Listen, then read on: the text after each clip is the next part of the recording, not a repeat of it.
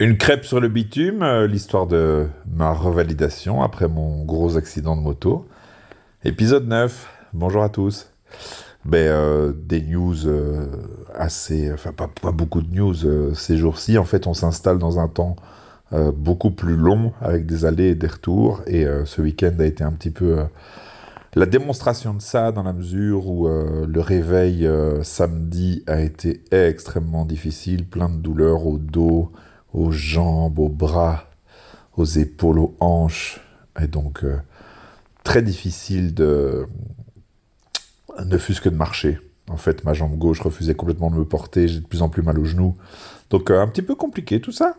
Mais après, les copains ont débarqué avec quelques bières et du saucisson et on a passé une très agréable journée avec les copains de la musique. Et donc, je vous embrasse très très fort, les amis. Merci d'être venus. On a passé toute la journée ensemble et c'était cool. Et aujourd'hui, dimanche, une journée beaucoup plus facile parce que j'ai dormi 15 heures cette nuit. On dirait que mon corps a besoin de dormir. Et puis, Antoine, Émilie et leurs enfants sont passés à la maison prendre le 4 heures et c'était bien agréable de voir du monde et d'avoir leur super compagnie.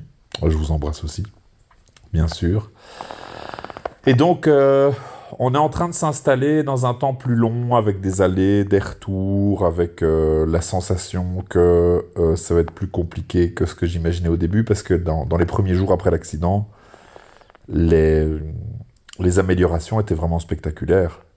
Et là, on va rentrer dans des zones où il va falloir progresser petit à petit, où il va falloir faire des efforts pour progresser, ou juste se laisser vivre et constater les progrès, ça va pas être possible, ça va pas suffire. Donc pas simple tout ça. Pas simple. Cependant, je sais quand même faire plein de choses que je savais pas faire il y a quelques jours. Hein. Je sais ouvrir une bouteille moi-même. Tout à l'heure, j'ai su me faire un café. Pas mal, là. J'arrive pas encore à fermer mon pantalon tout seul. Ça, c'est dommage. Ça, ce serait bien utile. Euh, mais voilà, petit à petit, les choses avancent. J'ai un petit peu lu aussi. Allez, on avance, quoi.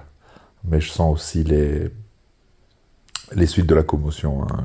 La fatigue qui est liée à la commotion, la difficulté à se concentrer plus de quelques minutes, la sensation d'oublier des choses, d'être désorienté, de ne pas savoir quand on est, voilà. Ce genre de choses-là. Demain, je vais chez l'ORL pour voir ce qu'on fait pour le nez. A priori, on opérera dans la semaine, c'est sans doute ça qui va se passer. Et alors, je voulais aussi avoir une grosse pensée pour Alessandro Zanardi, qui était un de mes pilotes préférés, qui était un homme très courageux, qui est décédé le 1er mai à l'âge de 59 ans. Et donc c'était un pilote qui avait fait de la Formule 1, mais qui avait eu l'essentiel de son succès aux États-Unis, puisqu'il a été 2 fois champion kart, qui est un peu la Formule 1 américaine. C'était un très très grand champion, et malheureusement en 2001 en Allemagne, au Lausitzring, il avait eu les 2 jambes coupées dans un accident absolument terrible, dans lequel il avait failli perdre la vie par hémorragie.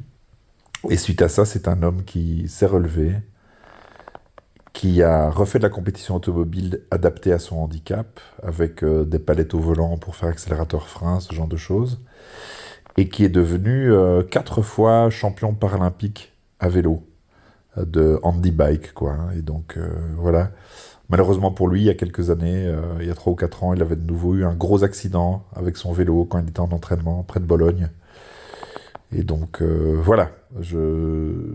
C'est un des plus grands héros que le sport automobile ait porté. Et en tant que fan de sport automobile, je voulais avoir une pensée pour Alessandro Zanardi, qui était déjà un de mes héros d'adolescence avant qu'il soit blessé, handicapé, et puis qui a montré un courage absolument spectaculaire et qui a... Enfin voilà, c'est un vrai héros, pour le coup, un vrai héros. Euh, Là-dessus, mes chers amis, je vous souhaite de passer une bonne journée. Je vous donne des nouvelles demain, une fois qu'on sera passé chez l'ORL. Et que tout se passe bien pour vous. N'oubliez pas de profiter de la vie. Hein. Ciao.